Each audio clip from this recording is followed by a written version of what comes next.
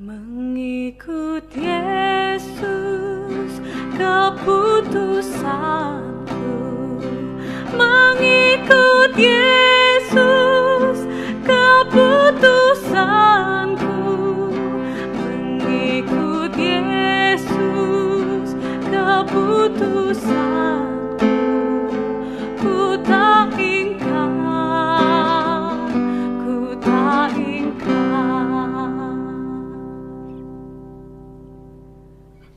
Lagu yang saya nyanyikan tadi pasti sudah tidak asing bagi kita umat Kristen, bahkan sangat familiar.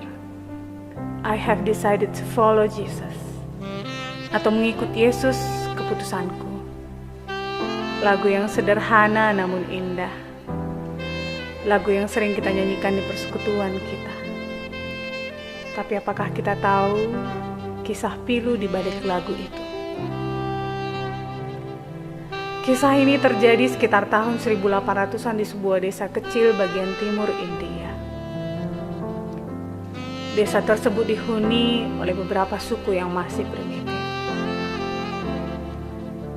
Ada sebuah keluarga yang terdiri dari suami, istri, dan 2 orang anak mereka yang memutuskan untuk menerima Yesus Kristus sebagai Tuhan dan Juru Selamat mereka. Mendengar hal tersebut, kepala suku menjadi sangat marah dan memerintahkan semua warga untuk berkumpul di alun-alun desa dan memanggil keluarga yang sudah menerima Yesus tersebut untuk diadili di tengah-tengah warga. Kepala suku menatap mereka lalu berkata kepada pria tersebut, "Jika engkau dan keluargamu tidak menyangkal Kristus saat ini juga, kamu dan keluargamu akan mati." Pria itu tidak tahu harus menjawab apa atau berbuat apa. Hanya satu kata yang terlintas di kepalanya, yaitu penggalan lagu yang dia ciptakan sendiri ketika ia pertama kali mengenal Yesus sebagai Juru Selamatnya. I have decided to follow Jesus. No turning back. No turning back. I have decided to follow Jesus. I have decided to follow Jesus. I have decided to follow Jesus. No turning back. No turning back.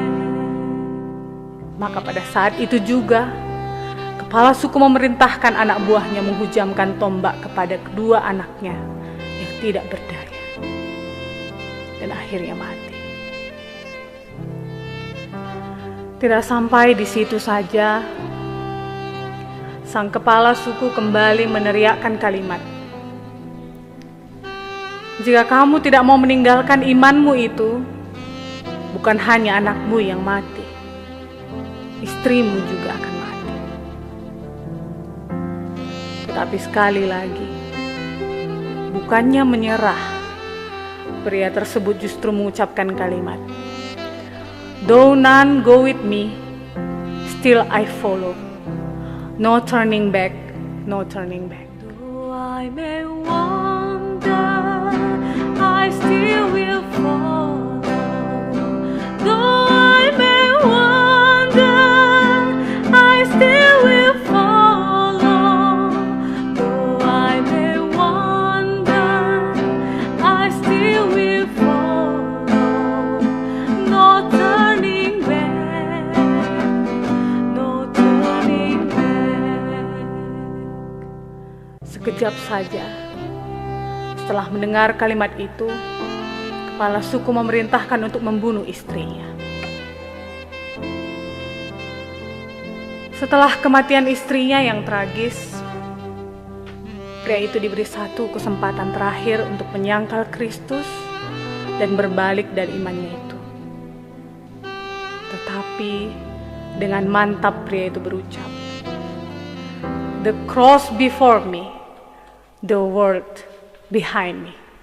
No turning back, no turning back. The world behind me, the cross before me, the world behind me, the cross before me, the world behind me, the cross before me, no turning back, no turning back. Ternyata itu menjadi ucapan terakhir yang keluar dari dirinya, karena kepala suku itu kemudian membunuhnya. Meskipun pria tersebut dan keluarganya menjadi martir pada saat itu, ternyata kematian keluarga itu berdampak besar sebagai jalan masuknya Injil Kristus diterima dan berkembang pesat di daerah itu. Karena sesuatu yang luar biasa terjadi. Beberapa waktu berjalan, kepala suku menjadi terganggu dan penasaran. Mengapa ada orang yang begitu kokohnya percaya dan beriman kepada pribadi yang bernama Yesus Kristus? Hal itulah yang membawa kepala suku akhirnya bertemu secara pribadi dengan Kristus dan menjadi percaya karena kesaksian hidup keluarga yang telah ia bantai. Ia lalu memanggil seluruh warganya untuk berkumpul di alun-alun desa tempat keluarga itu dibantai. Di sana dia menyatakan imannya kepada Yesus Kristus di hadapan seluruh warga, dan perbuatannya itu mendorong semua warganya untuk beriman dan percaya kepada Yesus Kristus. Mulai saat itu, kekristenan menjadi berkembang pesat di daerah itu. Kata-kata dari pria itu pun digubah menjadi suatu lagu him yang indah oleh seorang misionaris India, Sadhu Sundar Singh. Lagu ini kemudian diaransemen oleh komposer Amerika bernama William Reynolds. Kesaksian dari kisah lagu ini mengingatkan setiap orang percaya bahwa mengikut Yesus bukan hal yang mudah. Satu benih yang mati menghidupkan jutaan benih lainnya. Akan ada banyak tantangan, bahkan melibatkan nyawa sekalipun. Tetapi keteguhan iman dan pengharapan selalu menolong setiap orang percaya untuk tetap percaya. Tantangan dalam setiap zaman bisa berbeda-beda, tetapi prinsipnya adalah tetaplah kuat berpegang pada iman kita kepada Yesus. Kiranya kita dimampukan untuk tetap memegang teguh iman kita kepada Tuhan, hingga Ia mendapati kita setia sampai akhir hidup kita. Amin.